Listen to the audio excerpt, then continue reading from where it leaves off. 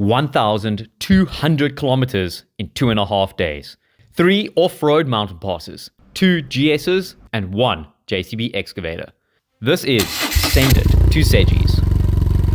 The first leg of our trip started in Durbanville, and we made our way on the N1 up to the scenic passes of the Toitskloof Mountains, where there was a dusting of snow up on the peaks.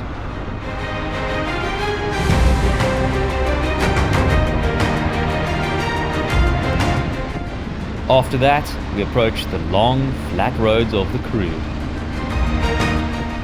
With the sun getting low, we made it to our first destination of the trip, Prince Albert.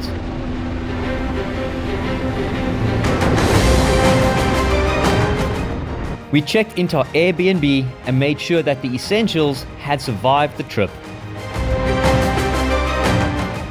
A dinner was in order, so we went to the Bush Pub and cheers to a successful afternoon ride. Cheers, Rick. My steak was very undercooked, so Mark took this into his own hands. I petted the wolf goodbye and we called it a night. We woke up to a beautiful sunrise, left our cottage, and with little to no off-road experience, we headed towards Swartberg Pass. A 27-kilometer long dirt road, it is considered one of the finest mountain passes in the world, winding its way up to the summit, which is over 1.5 kilometers above sea level. Constructed 140 years ago, the pass was built by Thomas Bain and it was declared a provincial heritage site in 1988. The moment the kloof is entered, the sunlight is blocked off and the mountains tower vertically up on either side of the road in a dazzling display of contorted sandstone. Yo, bro, just like look up, holy shit. The road is supported in places by hand-packed stone walls. It is said to be one of the steepest passes in the country, hitting a 15% of maximum gradient through some of the inclines.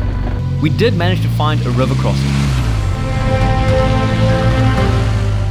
And another one. Oh my god! That was a lot deeper than I expected. Bro, 2 water crossings. Fucking weird adventure, dude.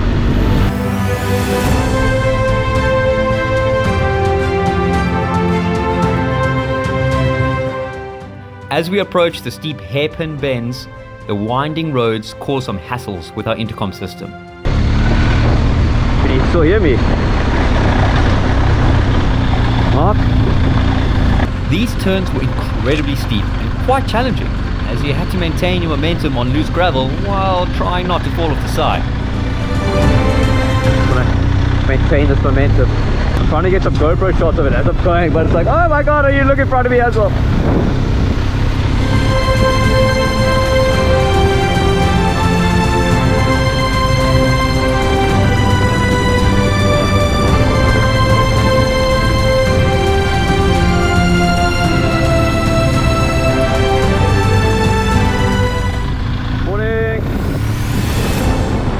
Winding our way to the summit, the temperature dropped to a chilly 8 degrees for the majority of the ride.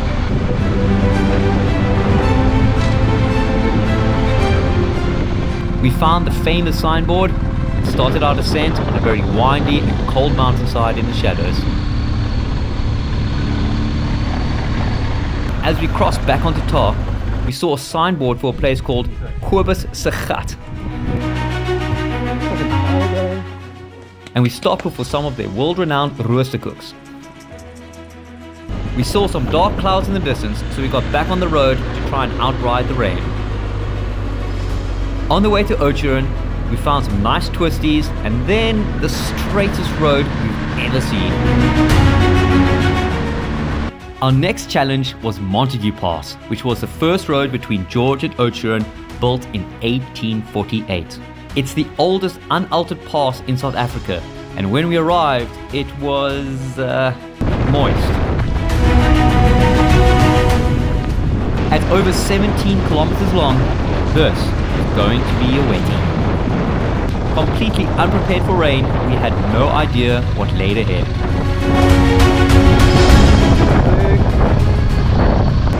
Slippery clay, rutted roads, and loose rock scattered the track. However, it was very pretty. This is very pretty.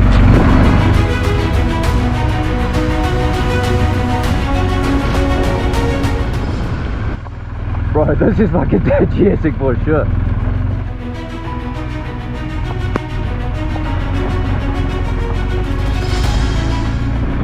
We weren't alone though. We even ran into some brethren going through the same chaos as us. With optimism on our mind, we pushed forward. It must be sunny where we're going, right? That's the theory anyway.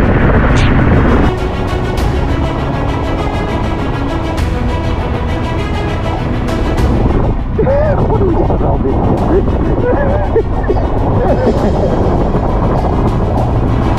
Eventually, the rain subsided and we made it to our final destination. Meet Richard. Smile and wave. He gave us a quick tour of his breathtakingly beautiful property, expressed his feelings for a machine. I love that thing so much. And then I stumbled across the most scenic stoep I've ever seen. Young Torben found his hidden present from Uncle Mark and he got a lesson on how to use it.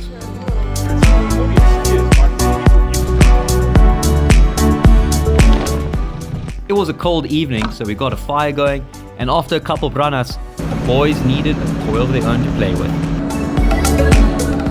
Mark's no doctor, but he sure can operate.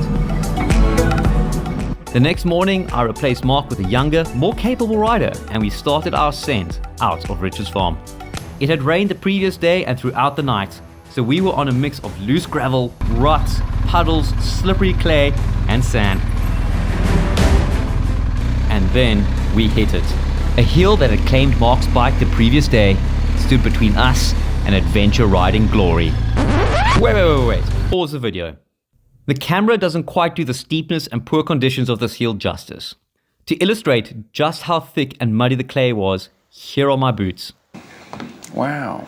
And just to show how steep it was, here is Mark engaging all of his calves to maximum power just to walk the hill and show us where he toppled over the previous day.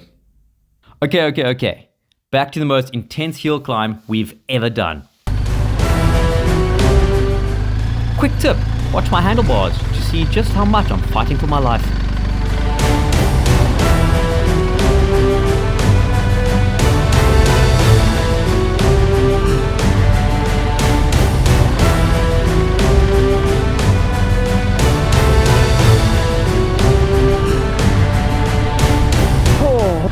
Conquering the hill, we were greeted by another couple sets of hairpin bends on loose and rutted gravel.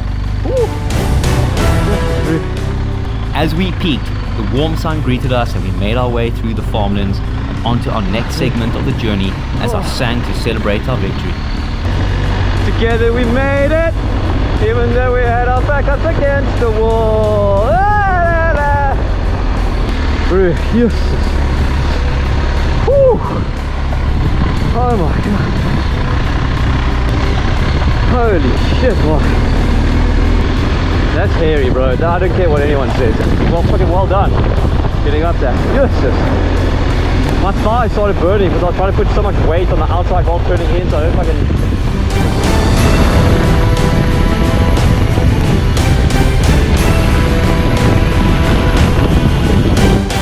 Built in 1862, Seven Passes Road is the oldest direct link between George and Knysna.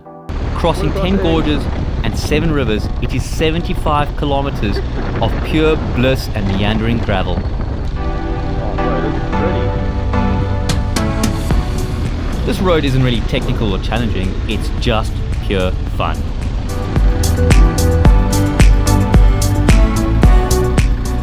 For me, I love the flow of the road because you are able to keep your speed while leaning from corner to corner and take in the scenery as you snake through the forest. Oh my god, this is nice!